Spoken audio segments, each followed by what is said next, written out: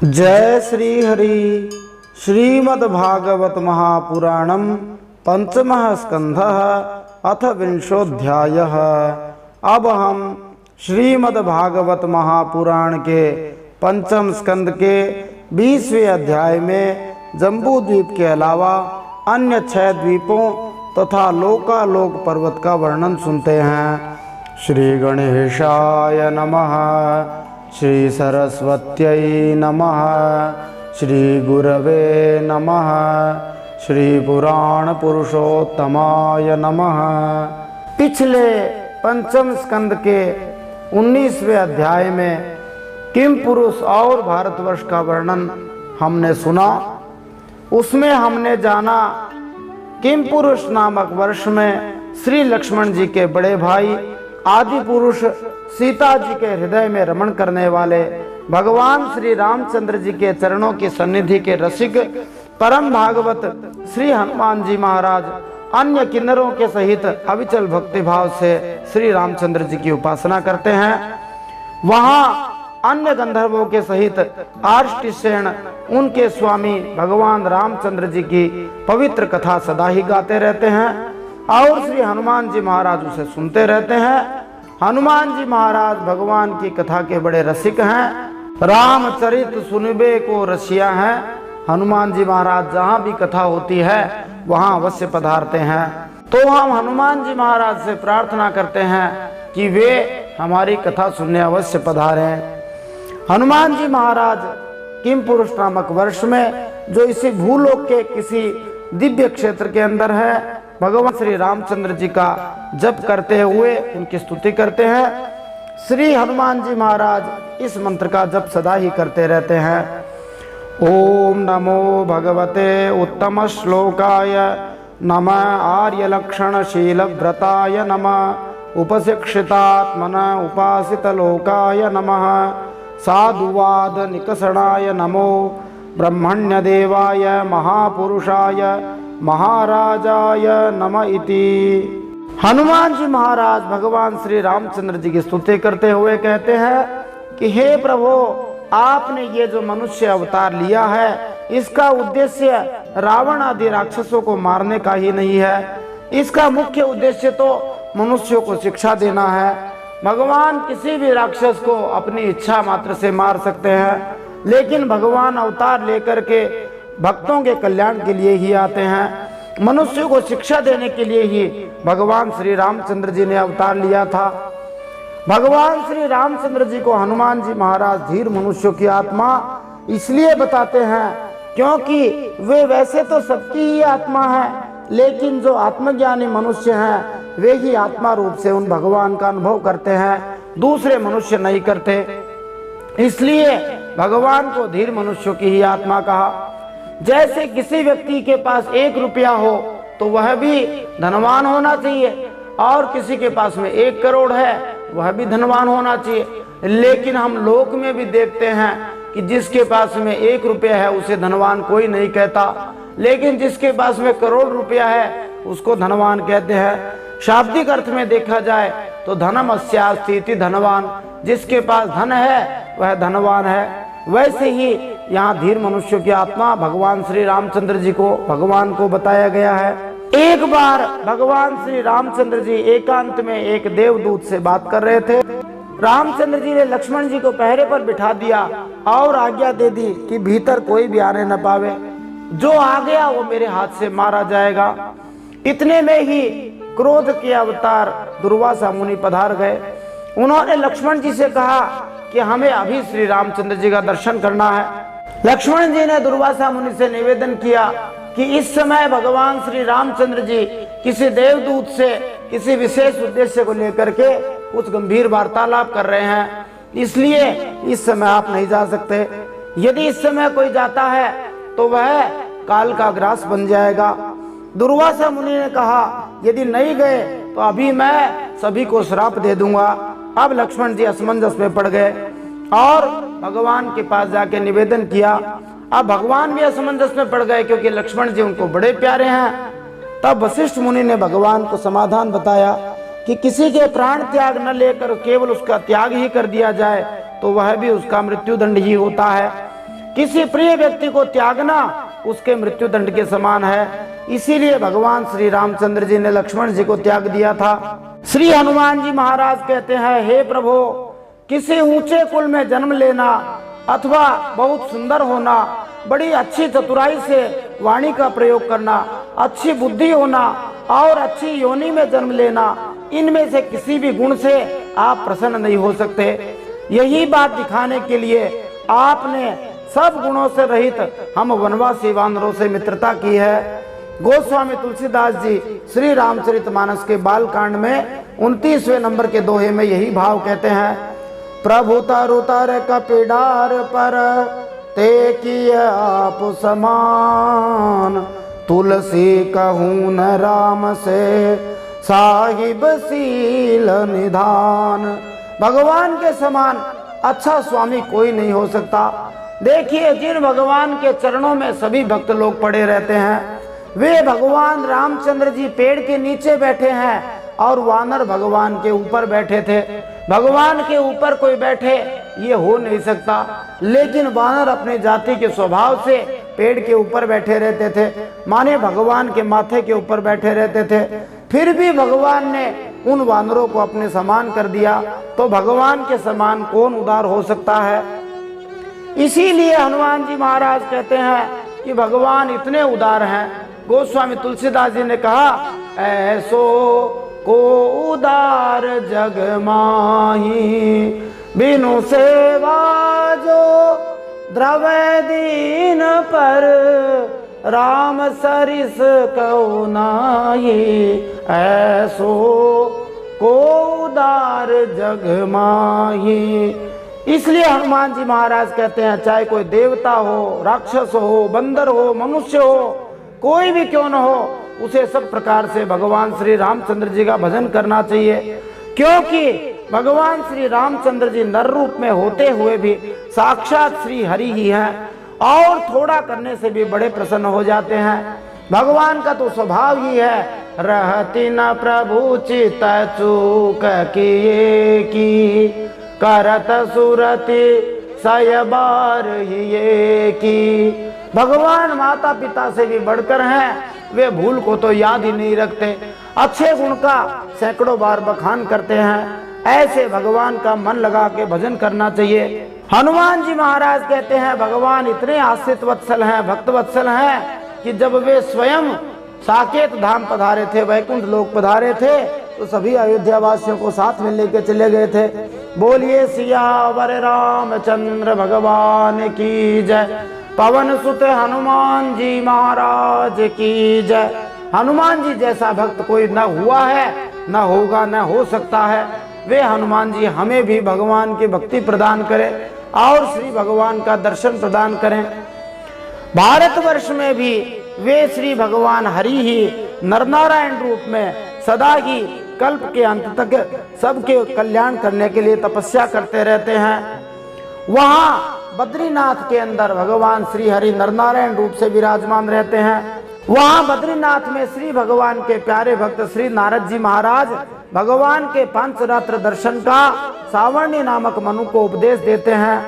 पांचरात्र में श्री भगवान के ही कहे हुए सांख्य और योग शास्त्र के सहित श्री भगवान की महिमा को प्रकट किया गया है।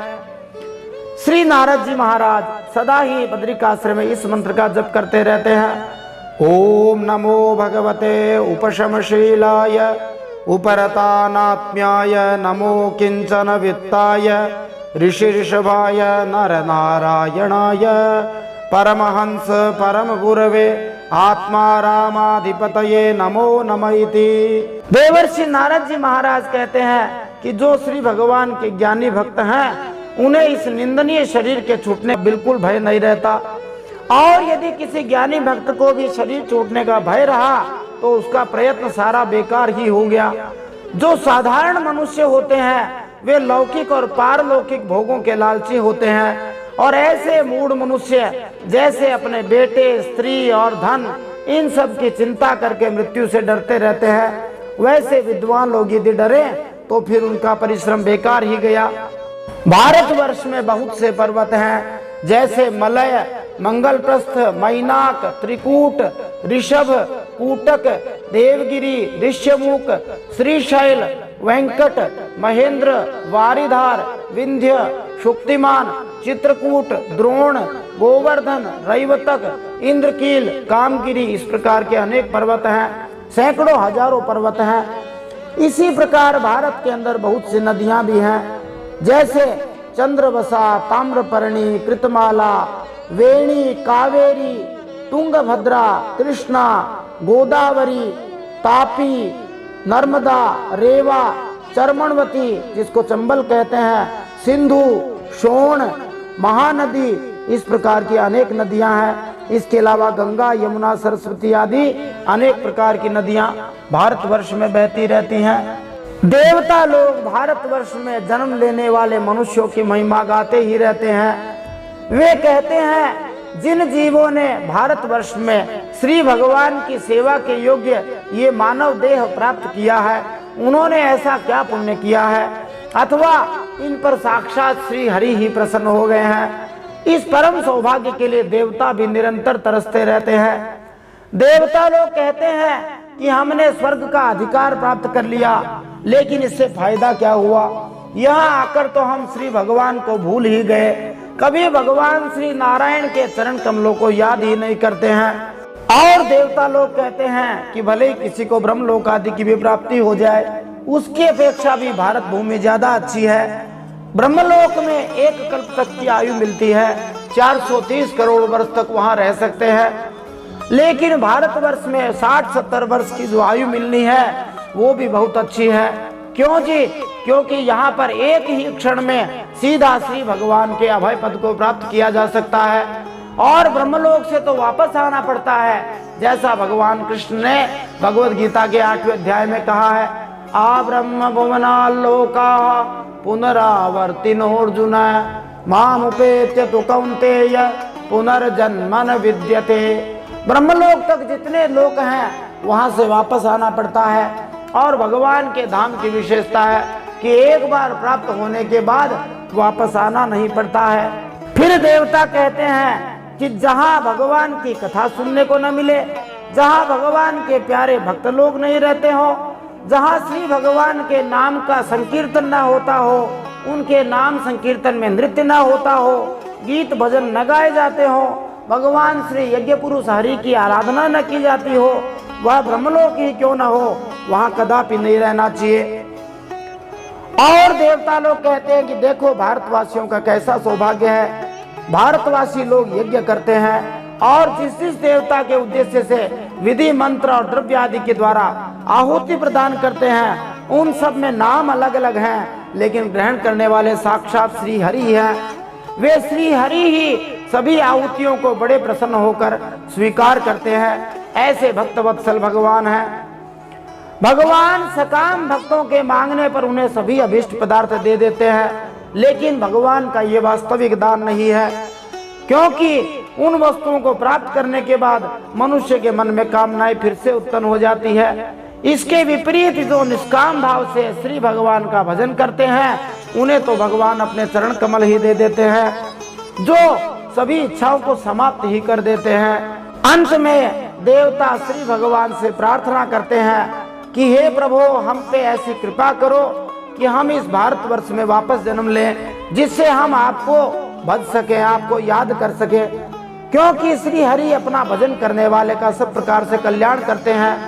देवता लोग मनुष्यों के, मनुष्य लोग की, भारतवर्ष की इतनी महिमा गाते हैं, और हम मनुष्य लोग छोटी छोटी चीजों को लेकर दुखी होते रहते हैं, और ऐसा दुर्लभ अवसर हाथ से जाने दे रहे हैं। ऐसा अवसर जाने नहीं देना चाहिए, यह अवसर बार बार मिलने वाला नहीं है। नारायण भगत हुए, उन्होंने एक भजन गाया और कहा, करो मन नंद नंदन को ध्यान, करो मन नंद नंदन को ध्यान, ये अवसर तो ये फिर न मिलेगो, ये अवसर तो है फिर न मिलेगो, मेरो कहो अब मान, करो मन नंद नंदन को ध्यान। वे नारायण भगत कहते हैं, हे मन भगवान का ध्यान करो, भगवान का भजन करो, ये अवसर बाद में मिलने वाला नहीं है।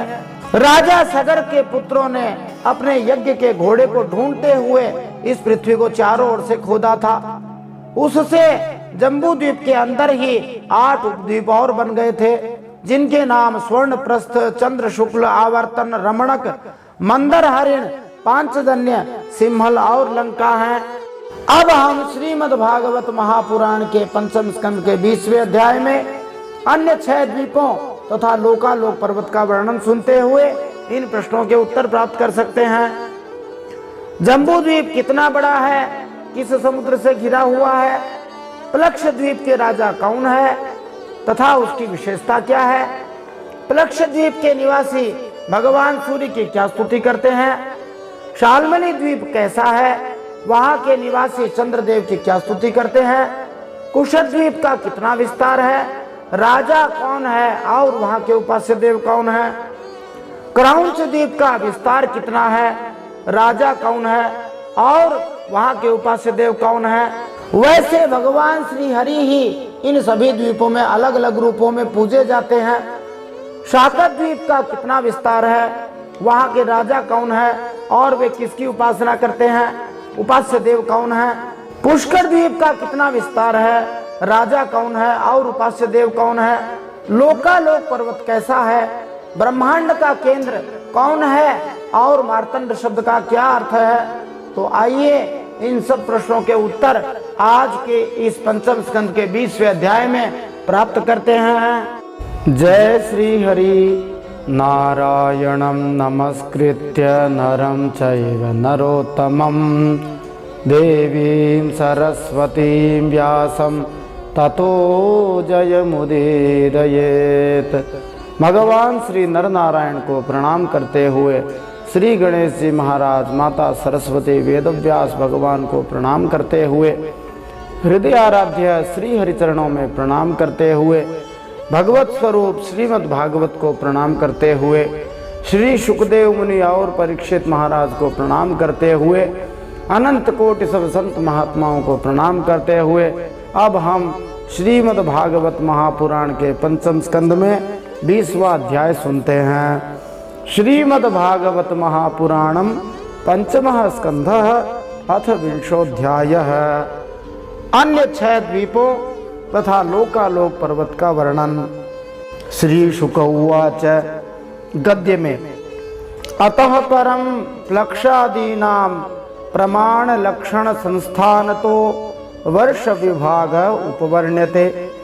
श्री सुखदेव मुनि परीक्षित महाराज से कहते हैं, अब परिमाण, लक्षण और स्थिति के अनुसार प्लक्ष आदि अन्य द्वीपों के वर्ष विभाग का वर्णन किया जाता है।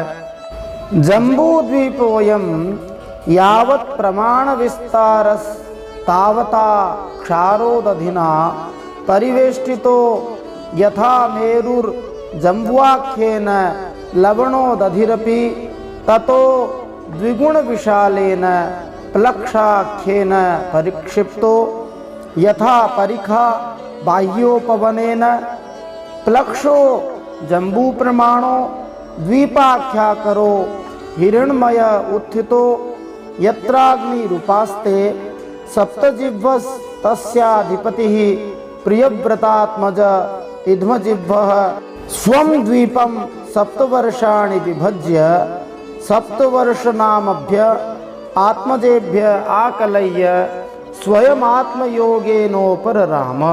जिस प्रकार सुमेरु पर्वत चारों ओर से जम्बू द्वीप द्वारा घिरा हुआ है, उसी प्रकार जम्बू द्वीप भी लवण के सागर से घिरा हुआ है। जम्बू द्वीप की चौड़ाई 1 लाख योजन है, माने लगभग 12 लाख किलोमीटर है, और लवण का सागर भी उतना ही चौड़ा है। जिस प्रकार कभी कभी दुर्ग की खाई उपवन से घिरी रहती है, वैसे ही जम्बू द्वीप को घेरने वाला लवण सागर भी प्लक्ष द्वीप से घिरा हुआ है। प्लक्ष द्वीप की चौड़ाई लवण के सागर से दुगुनी अर्थात 2 लाख योजन है, जो लगभग 26 लाख किलोमीटर होती है। लक्षद्वीप में सोने की तरह चमकीला एक वृक्ष होता है जो जम्बू द्वीप में स्थित जम्बू वृक्ष के बराबर ऊंचा है। इसके मूल भाग में 7 ज्वालाओं वाली अग्नि है। यह वृक्ष प्लक्ष का है, अतः इस द्वीप का नाम प्लक्ष द्वीप पड़ा है। यह द्वीप महाराज प्रियव्रत के एक पुत्र इदमजिह्व द्वारा शासित था। उन्होंने 7 द्वीपों के नाम अपने 7 पुत्रों के नामों पर रखे और उन्हें अपने पुत्रों में बांटकर सक्रिय जीवन से अवकाश प्राप्त कर वे स्वयं श्री भगवान की सेवा में लीन रहने लगे।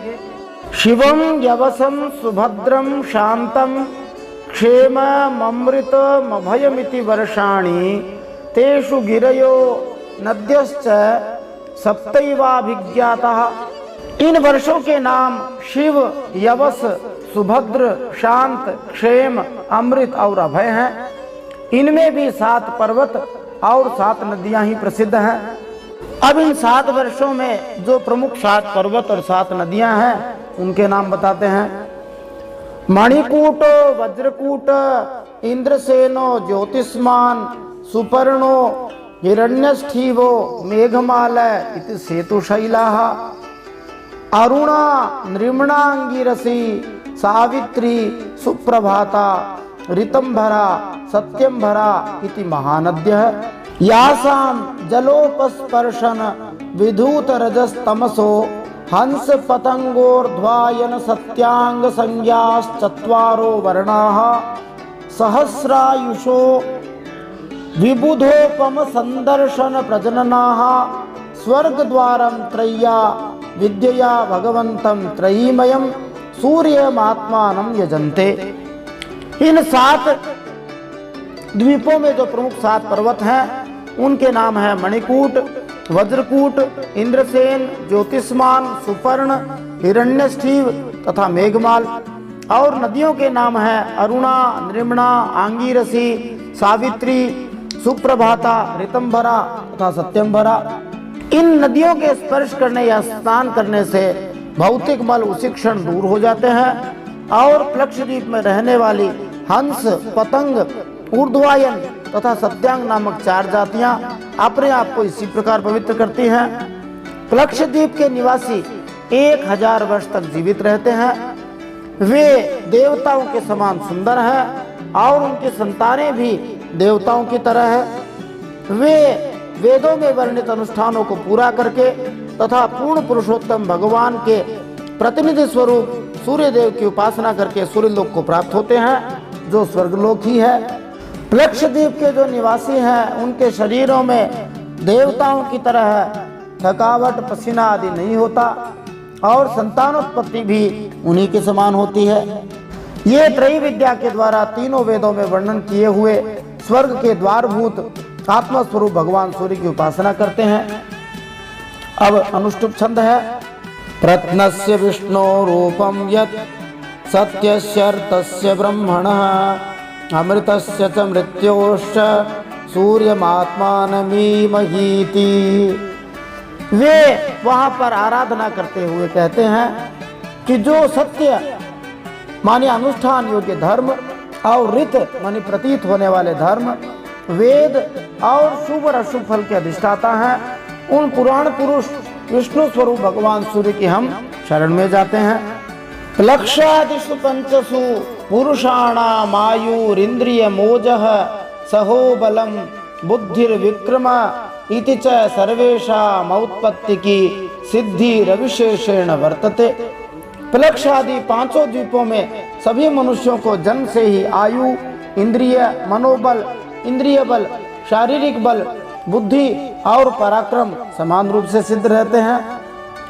प्लक्ष है स्वसमाने नेक्षुरसोदेनावृतो यथा तथा द्वीपोपि शाल्मलो द्विगुण विशालः समानेन सुरोदेनावृतः परिवृंगते। प्लक्षद्वीप अपने ही समान चौड़ाई वाले गन्ने के रस के समुद्र से घिरा हुआ है। इसी प्रकार उसके आगे प्लक्षद्वीप से दुगने परिमाण वाला शाल्मली द्वीप है जो 4 लाख योजन अथवा 32 लाख मील चौड़ा है और किलोमीटर में समझें तो लगभग 52 लाख किलोमीटर उसकी चौड़ाई है। यह शाल्मली द्वीप उतने ही चौड़ाई वाले जल समूह अर्थात सुरा सागर से घिरा हुआ है।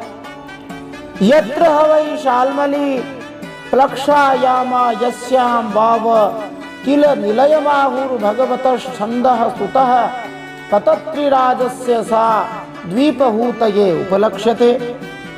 शाल्मली द्वीप में शाल्मली का एक वृक्ष है जिससे इस द्वीप का यह नाम पड़ा है।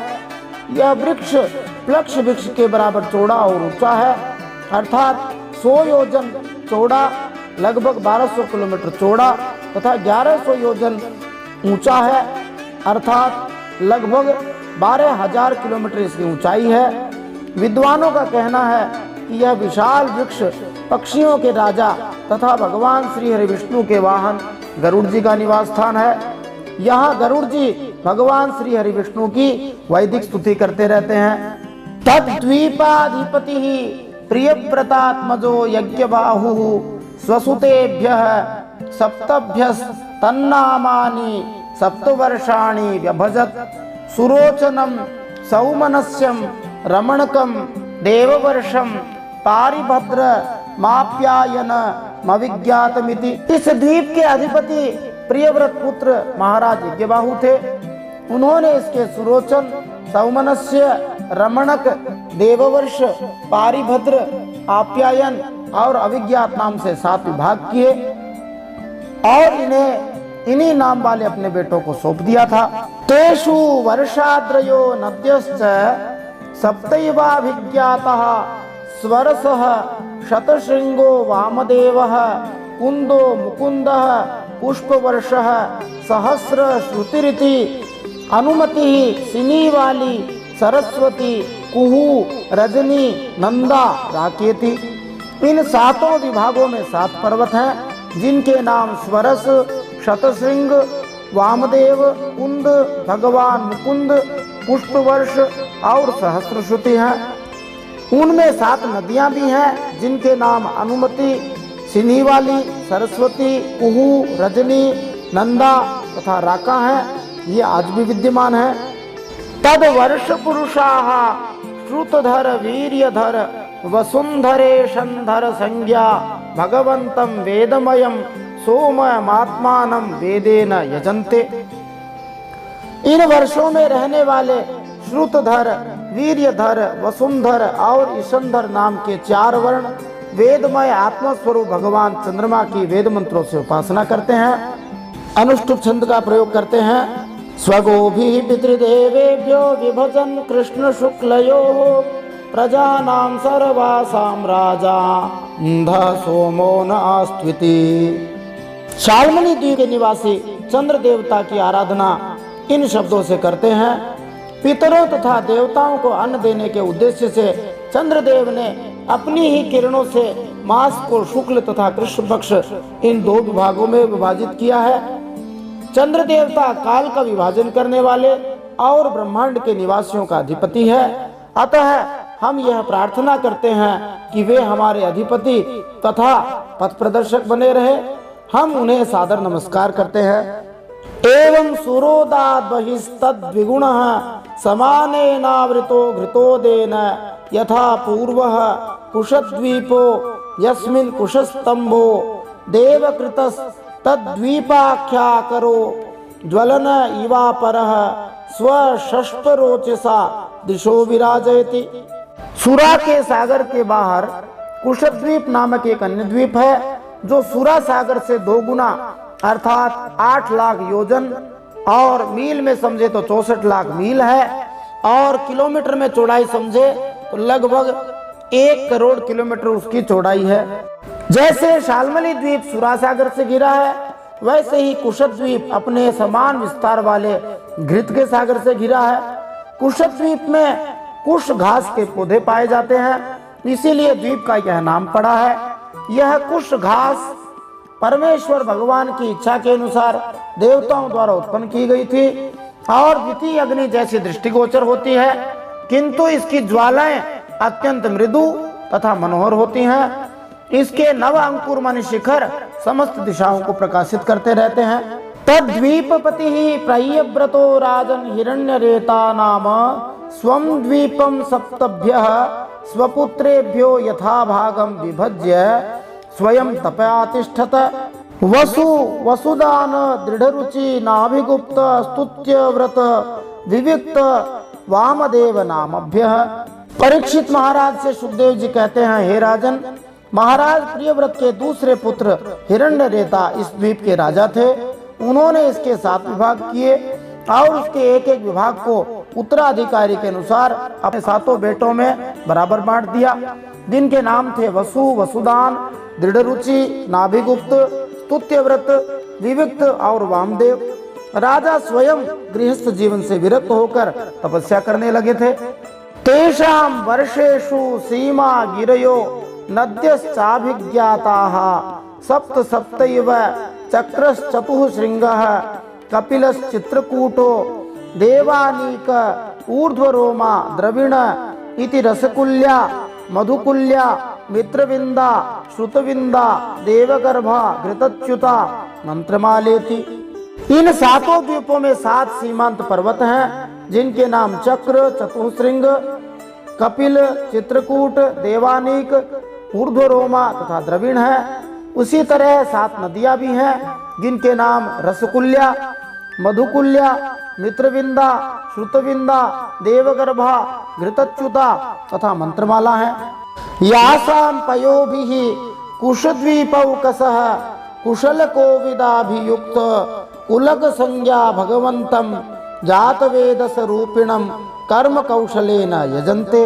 वे क्रमशः ब्राह्मण, क्षत्रिय, वैश्य तथा शूद्रों के सदृश हैं। इन नदियों के जल में स्नान करके ये सभी निवासी पवित्र होते हैं। वे वैदिक शास्त्रों के अनुसार अनुष्ठानों को संपन्न करने में कुशल हैं। इस प्रकार वे अग्नि देवता के रूप में श्री भगवान की उपासना करते हैं। तो सभी देवताओं के रूप में भगवान हरि ही विराजमान है।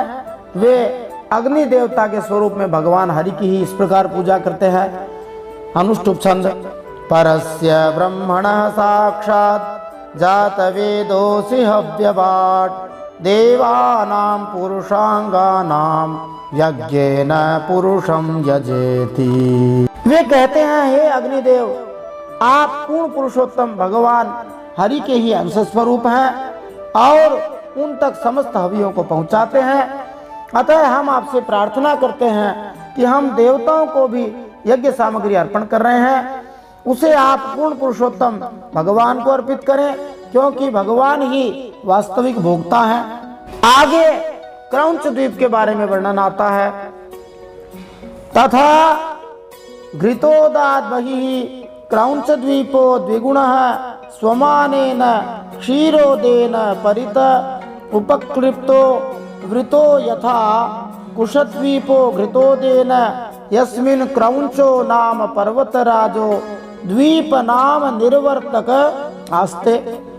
घृत सागर के बाहर क्रौंच द्वीप नामक एक अन्य द्वीप है, जिसकी चौड़ाई घृत सागर से 2 गुनी अर्थात 16 लाख योजन है, और यदि इसको हम किलोमीटर में देखें तो लगभग 2 करोड़ 6 लाख किलोमीटर की इसकी चौड़ाई है। जिस प्रकार कुशद्वीप घृत सागर से घिरा हुआ है, वैसे ही क्रौंच द्वीप अपने ही समान चौड़ाई वाले दुग्ध सागर से घिरा हुआ है। क्रौंच द्वीप में क्रौंच नामक एक विशाल पर्वत है, जिसके कारण इस द्वीप का यह नाम पड़ा। योसौ गुह प्रहरणोन्मथित नितंब कुंजोपि क्षीरोदेना सिच्यमानो भगवता वरुणेनाभिगुप्तो विभयो बभूव। यद्यपि कार्तिकेय के शस्त्र प्रहार से क्रौंच पर्वत के ढालों की वनस्पतियां विनष्ट हो गई थी, किंतु चारों ओर से क्षीर सागर द्वारा सदा सिंचित एवं वरुण देव के द्वारा संरक्षित होने से यह पर्वत पुनः निर्भीक हो गया है। तस्मिन् प्रियव्रतो घृतपृष्ठो नामाधिपतिः स्वे द्वीपे वर्षाणि 7 विभज्य तेषु पुत्रनामसु 7 रिक्थादान् वर्षपान् निवेश्य स्वयं भगवान् भगवतः परमकल्याण यशस आत्मभूतस्य हरेश्चरणारविंदम् उपजगाम। इस द्वीप के अधिपति महाराज प्रियव्रत के अन्य पुत्र थे, जिनका नाम घृतपृष्ठ था और जो अत्यंत विद्वान भी थे, ज्ञानी भी थे। उन्होंने भी अपने देश को 7 भागों में विभाजित करके अपने 7 बेटों में बांट दिया। उनके नाम अपने 7 बेटों के नामों के अनुसार रखे और स्वयं गृहस्थ जीवन से विरक्त होकर परम कल्याणकारी समस्त आत्माओं के आत्मा भगवान श्री हरि की चरणारविंदों की शरण ले ली। इस प्रकार वे सिद्धि को प्राप्त हो गए। आमो मधुरुहो मेघ पृष्ठ सुधामा भ्राजिष्ठो लोहितार्णो वनस्पतिरिति घृतपृष्ठ सुतास्तेषां वर्षगिरयः सप्तसप्तैव नद्यश्चाभिख्याताः शुक्लो वर्धमानो भोजन उपबर्हिणो नंदो नंदनः सर्वतोभद्र इति अभया अमृतौघा आर्यका तीर्थवती रूपवती पवित्रवती शुक्लेति। महाराज घृतपृष्ठ के पुत्रों के नाम आम, मधुरुह, मेघपृष्ठ, सुधामा, भ्राजिष्ठ, लोहितार्ण तथा वनस्पति थे। उनके द्वीप में 7 पर्वत थे जो 7 देशों की सीमाओं को सूचित करने वाले थे और 7 नदियां भी थी। उन 7 पर्वतों के नाम इस प्रकार हैं: शुक्ल, वर्धमान, भोजन, उपबर्हिण, नंद, नंदन तथा सर्वतोभद्र। और 7 नदियां हैं जिनके नाम है अभया, अमृतौघा, आर्यका, तीर्थवती, रूपवती, पवित्रवती तथा शुक्ला। यासा मंभः पवित्र ममल मुपयुंजानाः पुरुष ऋषभ द्रविण देवक संज्ञा वर्ष पुरुषा आपोमयम देवमपाम पूर्णे नांजलिना यजन्ते। क्रौंच द्वीप के निवासी 4 वर्णों में विभाजित है: पुरुष, ऋषभ, द्रविण तथा देवक। वे जल के स्वामी वरुण, जिनका रूप जल के ही समान है, उनके चरणारविंदों पर इन पवित्र नदियों की जलांजलि अर्पित करके पूर्ण पुरुषोत्तम भगवान श्री हरि की इस प्रकार उपासना करते हैं। अनुष्टुप छंद। आपः पुरुष वीर्यस्थ पुनन्तीर भूर्भुवः सुवः तानः पुनीतामिव अग्निः स्पृशतामात्मना भुव इति। क्रौंच द्वीप के निवासी इस मंत्र से श्री हरि की उपासना करते हैं जल रूप में। वे कहते हैं, हे नदियों के जल, आपको पूर्ण पुरुषोत्तम भगवान श्री हरि से शक्ति प्राप्त होती है, अतः आप भूलोक, भूवरलोक तथा स्वरलोक, ग्रहमंडलों को पवित्र करते हैं। अपने स्वाभाविक पद के कारण आप पापों को ग्रहण करते हैं और इसलिए हम आपका स्पर्श करते हैं। कृपया आप हमें पवित्र करते रहिए। एवं पुरस्तात् क्षीरोदात् परित उपवेशितः शाकद्वीपो 32 लक्ष योजनायामः समानेन च दधिमण्डोदेन परीतो यस्मिन् शाको नाम महीरुहः स्वक्षेत्र व्यपदेशको यस्य महासुरभिगंधस्तं द्वीप मनुवासयति। क्षीर समुद्र से बाहर शाक द्वीप है, उसकी चौड़ाई 32 लाख योजन है और 2,56,00,000 मील उसकी चौड़ाई है। और किलोमीटर में यदि हम उसको देखते हैं तो 4,12,00,000 किलोमीटर उसकी चौड़ाई है। जैसे क्रौंच द्वीप अपने ही दुग्ध सागर से घिरा है, वैसे ही शाक द्वीप अपने ही समान चौड़ाई वाले मट्ठे के समुद्र से घिरा है। शाक द्वीप में एक विशाल शाक का वृक्ष है, जिससे इस द्वीप का यह नाम पड़ा। यह वृक्ष अत्यंत सुगंधित है, इससे सारा द्वीप सुगंधित रहता है। तस्यापि प्रियव्रत एवाधिपतिर्नाम्ना मेधातिथिः सोऽपि विभज्य 7 वर्षाणि पुत्रनामानि तेषु स्वात्मजान् पुरोजव मनोजव पवमान धूम्रानीक चित्ररेफ बहुरूप विश्वधार संज्ञान निधाप्याधिपतीन् स्वयं भगवत्यनंत आवेशित मतिस्तपोवनम प्रविवेश। इस द्वीप के स्वामी प्रियव्रत के ही पुत्र मेधातिथि थे। उन्होंने भी अपने द्वीप को 7 भागों में विभाजित करके उनका नाम अपने पुत्रों के नाम पर रखा और उन्हें उन द्वीपों का राजा बना दिया। उनके इन पुत्रों के नाम है पुरोजव, मनोजव, पवमान, धूम्रानीक, चित्ररेफ, बहुरूप तथा विश्वधार। इस द्वीप को विभाजित करके अपने पुत्रों को उनका राजा बनाकर मेधातिथि स्वयं निवृत्त हो गए और उन्होंने अपने मन को पूर्ण पुरुषोत्तम भगवान श्री हरि के चरणार बिंदों में लगाने के उद्देश्य से ध्यान योग्य एक तपोवन में प्रवेश किया।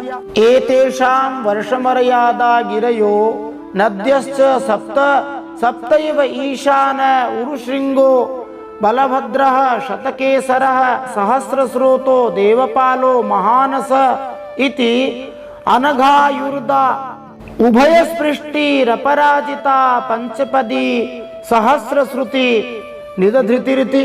इन द्वीपों में भी 7 सीमा रूप पर्वत तथा 7 नदियां हैं। उन पर्वतों के नाम है ईशान, उरुश्रृंग, बलभद्र, शतकेसर, सहस्रस्रोत, देवपाल तथा महानस। और नदियां हैं जिनके नाम है अनघा, आयुर्दा, उभयस्पृष्टि, अपराजिता, पंचपदी, सहस्रश्रुति और निधृति। तद वर्ष पुरुषा ऋतव्रत, सत्यव्रत, दानव्रतानुव्रत नामानो भगवंतम वायुपात्मकं प्राणायाम विधूत रजस्तमसः परम समाधिना यजन्ते। उस वर्ष के ऋतव्रत, सत्यव्रत, दानव्रत और अनुव्रत नामक पुरुष प्राणायाम द्वारा अपने रजोगुण तमोगुण को क्षीण कर महान समाधि के द्वारा वायु रूप भगवान श्री हरि की आराधना करते हैं और इस प्रकार उनकी स्तुति करते हुए कहते हैं, अंतः प्रविश्य भूतानि यो बिभर्त्यात्मकेतुभिः अंतर्यामेश्वरः साक्षात् पातु नो यद्वशे स्फुटम्। वे स्तुति करते हुए कहते हैं, देह के अंदर परमात्मा रूप में स्थित आप विभिन्न वायुओं यथा प्राण की विभिन्न क्रियाओं का संचालन करने वाले तथा समस्त जीवात्माओं का पालन करने वाले हैं। हे ईश्वर, हे परमात्मा, हे विराट जगत के नियामक तथा स्वामी, आप सभी प्रकार के संकटों से हमारी रक्षा कीजिए। अब पुष्कर द्वीप के बारे में बताते हैं। एवमेव दधिमंडोदात परतः पुष्कर द्वीपस्ततो द्विगुणायामः समन्तत उपकल्पितः समानेन स्वादुदकेन समुद्रेण बहिरावृतो यस्मिन् बृहत् पुष्करं ज्वलन शिखामल कनकपत्रायुतायुतं भगवतः कमलासनस्याध्यासनं परिकल्पितम्। दधि के द्वीप नाम का एक अन्य द्वीप है जो इस समुद्र से 2 गुनी चौड़ाई वाला अर्थात 64 लाख योजन है और 8 करोड़ 24 लाख किलोमीटर का है। यह द्वीप अपने ही समान चौड़ाई वाले मधुर जल के सागर से घिरा हुआ है। पुष्कर द्वीप में अग्नि की ज्वालाओं के समान देदीप्यमान 10 करोड़ शुद्ध स्वर्णिम पंखुड़ियों वाला विशाल कमल का पुष्प है। यह कमल पुष्प सर्वाधिक शक्तिमान जीव तथा इसी कारण कभी कभी भगवान कहलाने वाले ब्रह्मा का आसन माना जाता है। तद्वीप मध्य मानसोत्तर नामैक एवार वाचीन पराचीन वर्षयोर मर्यादा चलो युतयोजनोच्छ्रायायामो यत्र च ततस्त्रिषु दिक्षु चत्वारि पुराणि लोकपालानाम इंद्रादीनाम यदुपरिष्टात् सूर्यरथस्य मेरुं परिभ्रमतः संवत्सरात्मकं चक्रम देवानाम अहोरात्राभ्याम परिभ्रमति। उस द्वीप के बीचों बीच मानसोत्तर नामक एक विशाल पर्वत है जिससे द्वीप की भीतरी तथा बाहरी बाजू की सीमा निर्धारित होती है। यह 10,000 योजन लगभग 1,20,000 किलोमीटर ऊंचा और उतना ही चौड़ा है। इस पर्वत के ऊपर चारों दिशाओं में इंद्रादि लोकपालों की पुरियां हैं। सूर्य देव अपने रथ में आरूढ़ होकर इस पर्वत के ऊपर संवत्सर नामक कक्षा में जो मेरू पर्वत का चक्कर लगाती है यात्रा करते हैं। उत्तर दिशा में सूर्य का पथ उत्तरायण और दक्षिण दिशा में दक्षिणायन कहलाता है। देवताओं के लिए एक दिशा में दिन होती है तो दूसरी में रात्रि होती है। तद्वीपस्याधिपति प्रियव्रतो वीतिहोत्रो नामैतस्यात्मजौ रमणक धातकी नामानौ वर्षपति नियुज्य स स्वयं पूर्वजवद भगवत कर्मशील एवास्ते। इस द्वीप का अधिपति महाराज प्रियव्रत का पुत्र वीतिहोत्र था जिसके रमणक तथा धातकी नामक 2 पुत्र हुए। उसने इन दोनों पुत्रों को इस द्वीप के दोनों छोर दे दिए और स्वयं अपने अग्रज मेधातिथि की तरह श्री भगवान की सेवा में तत्पर रहने लगा। तद वर्ष पुरुषा भगवंतम ब्रह्म रूपिणम सकर्मकेण कर्मणा राधयन्तीदम चोदाहरन्ति। इस द्वीप के निवासी अपनी भौतिक कामनाओं की पूर्ति के लिए ब्रह्मा जी के रूप में पूर्ण पुरुषोत्तम भगवान श्री हरि की ही आराधना करते हैं। वे इस प्रकार उनकी स्तुति करते हैं। यत्तत्कर्ममयं लिंगम ब्रह्मलिंगम जनोर्चयेत् एकांतमद्वयं शांतम तस्मै भगवते नमः इति। ब्रह्मा जी कर्ममय कहलाते हैं क्योंकि अनुष्ठानों को करके कोई भी उनका पद प्राप्त कर सकता है और उन्हीं से वैदिक अनुष्ठान स्तुतियां प्रकट होती हैं। वे अविचल भाव से पूर्ण पुरुषोत्तम भगवान की भक्ति करते हैं, अतः एक प्रकार से वे श्री भगवान से भिन्न नहीं है। फिर भी उनकी उपासना अद्वैतवादियों की भांति न करके द्वैत भाव से करनी चाहिए। मनुष्य को सदा ही भगवान का अर्थात सर्वोपरि पूजनीय विग्रह का सेवक बने रहना चाहिए। अतः हम ब्रह्मा जी को साक्षात वेद ज्ञान के रूप में नमस्कार करते हैं। ऋषि रुवाच ततः परस्ता लोकालोक नामा चलो लोकालोकयो रंतराले परित उपक्षिप्त है। श्री सुखदेव मुनि परीक्षित महाराज कहते हैं कि इस मधुर जल वाले सागर के आगे तथा इसको पूर्ण रूप से घेरने वाले लोकालोक नामक एक पर्वत है, जो प्रकाश से पूर्ण देशों को सूर्य द्वारा प्रकाशित नहीं किए जाने वाले देशों से अलग करता है। माने यह पृथ्वी के सब और सूर्य आदि के द्वारा प्रकाशित और अप्रकाशित प्रदेशों के बीच में उनका विभाग करने के लिए स्थित है। एक तरफ प्रकाश होता है, दूसरी तरफ नहीं होता है। यावन मानसोत्तरम एर्वोरंतरम तावती भूमि ही कांचन्यन्यादर्श तलोपमा यस्याम प्रहितः पदार्थो न कथंचित् पुनः प्रत्युपलभ्यते तस्मात् सर्वसत्व परिहृतासीत्। मधुर जल के सागर से आगे सुमेरु पर्वत के मध्य से लेकर मानसोत्तर पर्वत की सीमा तक जितना अंतर है उतनी भूमि है। उस भूभाग में अनेक प्राणी रहते हैं। उसके आगे लोकालोक पर्वत तक फैली हुई दूसरी भूमि है जो सोने की बनी हुई है।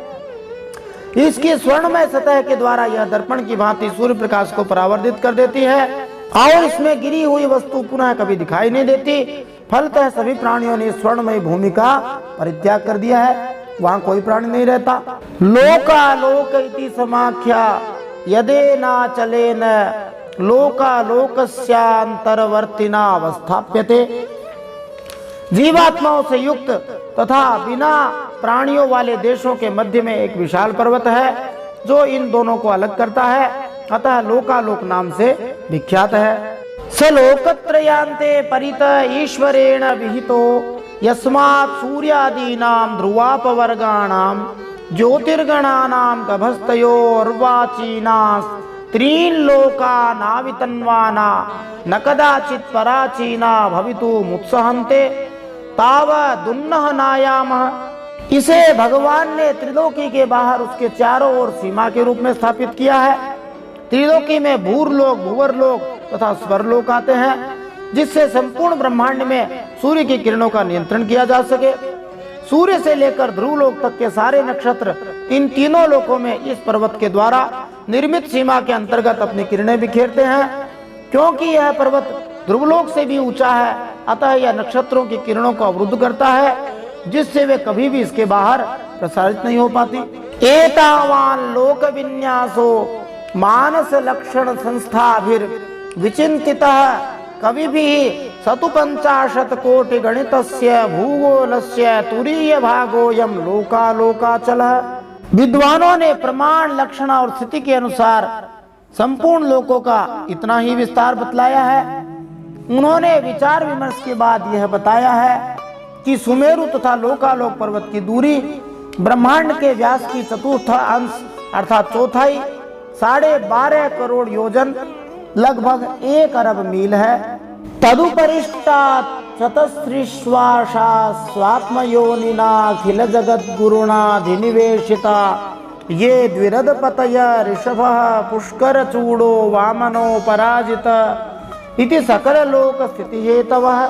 इसके ऊपर चारों दिशाओं में समस्त संसार के गुरु स्वयंभू श्री ब्रह्मा जी ने संपूर्ण लोकों की स्थिति के लिए ऋषभ, पुष्कर चूड़, वामन और अपराजित नाम के 4 गजराज नियुक्त किए हुए हैं। तेषां स्वविभूतीनां लोकपालानां च विविध वीर्योपबृंहणाय भगवान परम महापुरुषो महाविभूति पतिरंतर्याम्यात्मनो विशुद्ध सत्वं धर्म ज्ञान वैराग्यैश्वर्याद्यष्ट महासिद्ध्युपलक्षणं विश्वक्सेनादिभिः स्वपार्षद प्रवरैः परिवारितो निजवरायुधोपशोभितैर् निजभुजदण्डैः सन्धारयमाणस्तस्मिन् गिरिवरे समन्तात् सकल लोक स्वस्थयास्ते।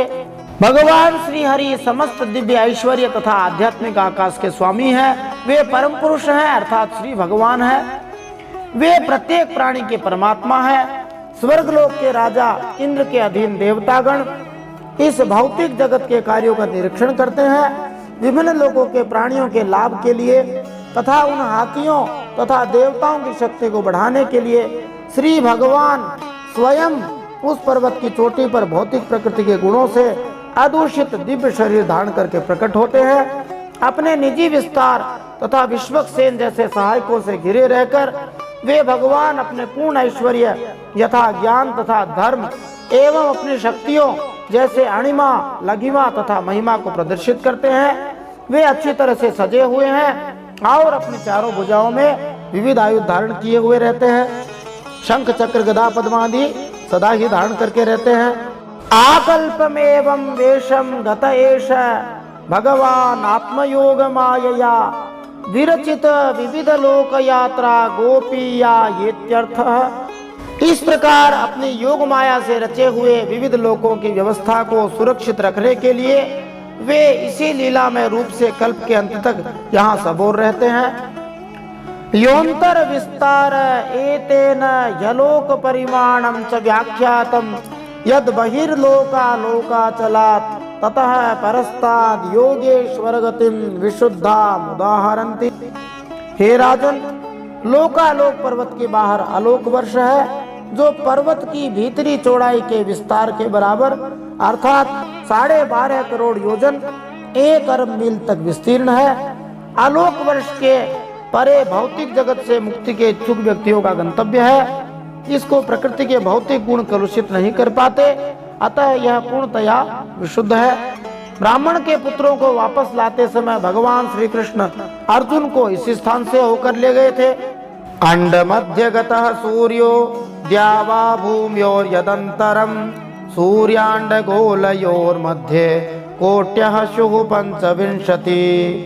हे राजन, सूर्य इस ब्रह्मांड की लंब रेखा मानी खड़ी रेखा के मध्य में भूरलोक तथा भूवरलोक के मध्यवर्ती भाग में है जिसे अंतरिक्ष कहते हैं।